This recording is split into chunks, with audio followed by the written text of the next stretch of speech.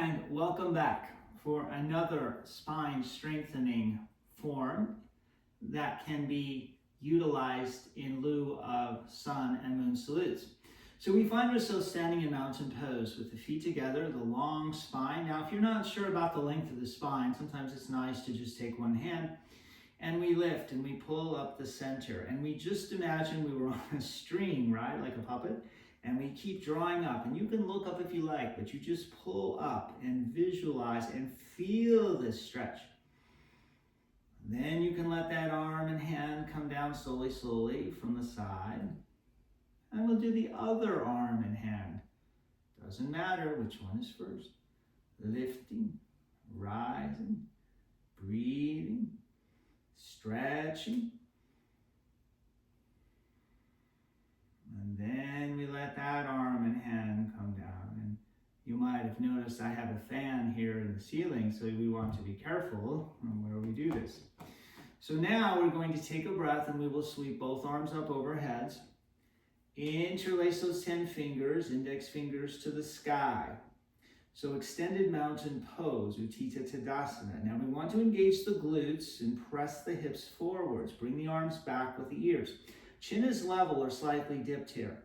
So right now we have the natural curves, don't we? We have them in the arms, we have them through the legs, quads engaged, glutes engaged, and we have them in the spine because we're pressing hips forwards. So it's not a full half moon, but it is a partial in that sense. So we're rounding the front of the spine, convex, the back is becoming concave. Chin is level, slightly dips, and you keep lifting, breathing, the deep belly breath. You can, some people prefer to close the eyes, which you can do if you prefer. Allows you to go inwards, reducing one of the key distractors, the vision. Whatever you choose, if you are keeping the eyes open, find a single point of focus and allow yourself to be in this posture.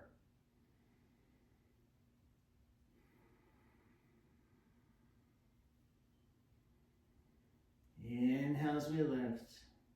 Exhale as you can press the hips forward a little more, arms back with ears. And here again, initiate the lifting, right? The shoulders will come up, but then you can settle them down. Also, I want to caution the palms, so the hands are together, the perimeter of the hands. There'll be an opening in the center of the palms, but you can't see it, right? Because the perimeter of the hands is closed all the way around.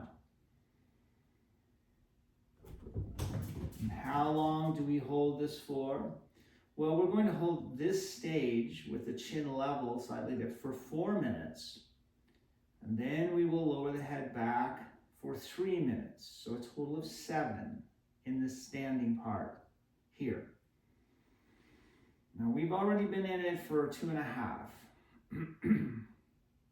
So just adjusting. You may find yourself with a natural little wavering, reflection of the energies moving inside of you.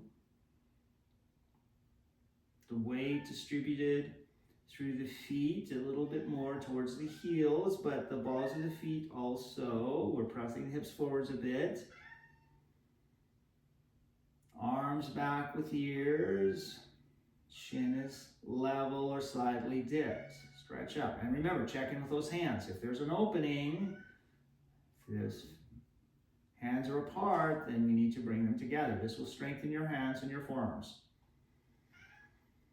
Keep going.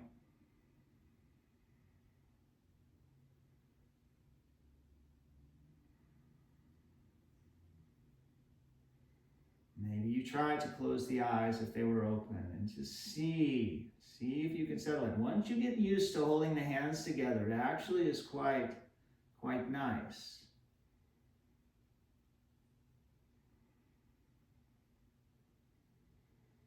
Press those hips forwards, arms back with ears. Feel this. Imagine you are being lifted. So the crown of the head, yes, but also the thoracic, center of thoracic spine, center of sternum. They're being drawn up. And the whole front of the spine is opening.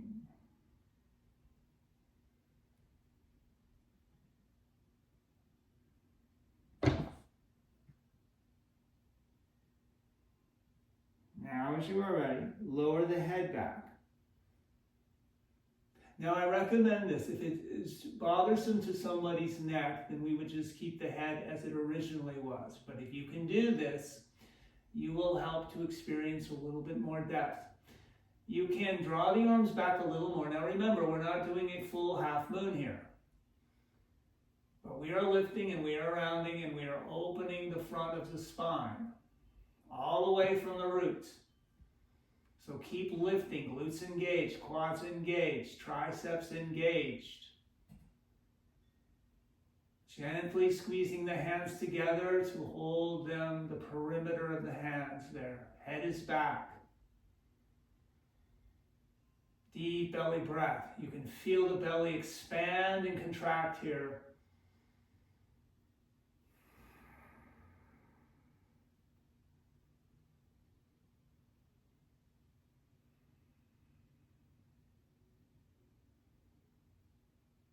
What are you aware of now?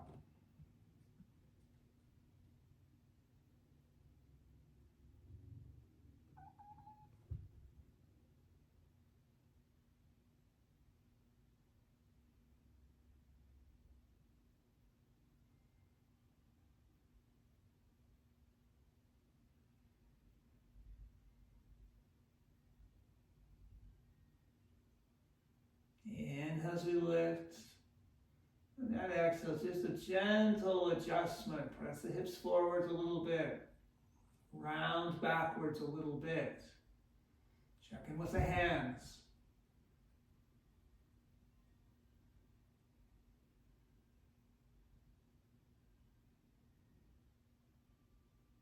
What are you aware of now?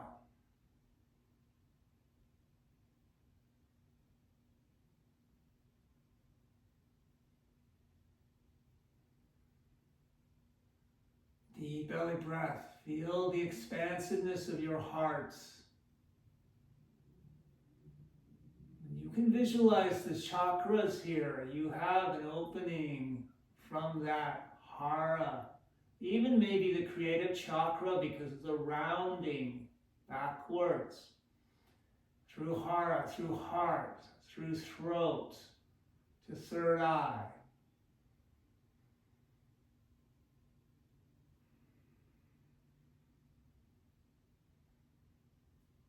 We keep going.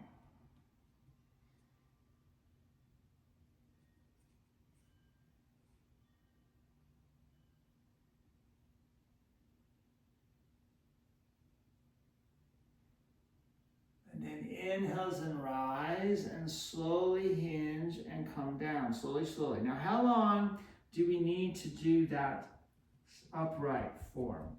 Hinging now, you can bring hands to legs if you like, but the legs are straight, very important, legs are straight, hang the head, and let yourself naturally come down.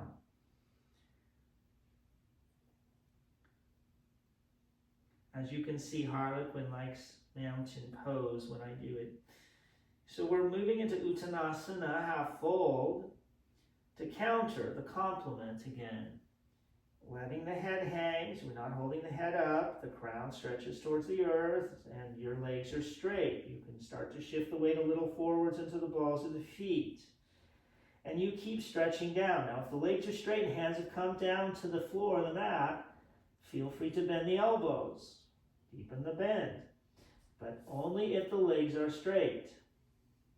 So we hold the upright position for 7 minutes. You could go for 4 minutes, maybe 2 and 2, head neutral, head back, and then, but we did 7, and then when you come into the forwards fold, we want to take this for, if doing 7, 3 minutes. If you were just doing 4 minutes originally, then you could do this for maybe 2, 1.5 minutes to 2 minutes. But it is important to do the forward fold to complement, to balance. And it doesn't have to be as long. Why? Because we forward fold most of the time. So we want to experience the back bend for longer. Keep going.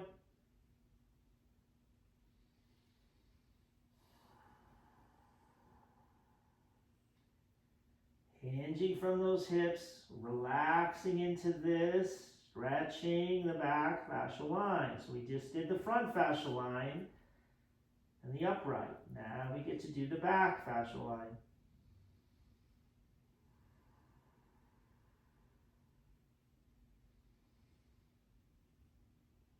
Pressing through the balls of the feet, make sure the legs are straightening. As you know, and of course, when I say that, we engage the quads, right? And in this case, because it's a forward fold, the glutes are relaxing. They're stretching.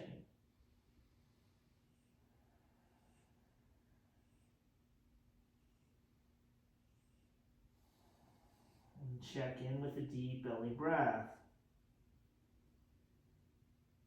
Keep going.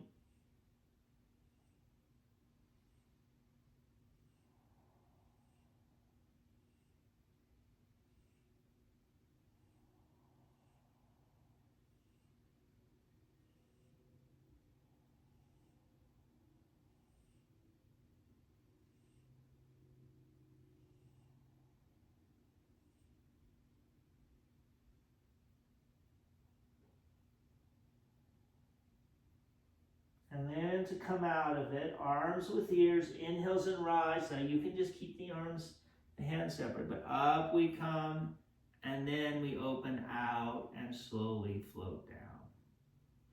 Excellent.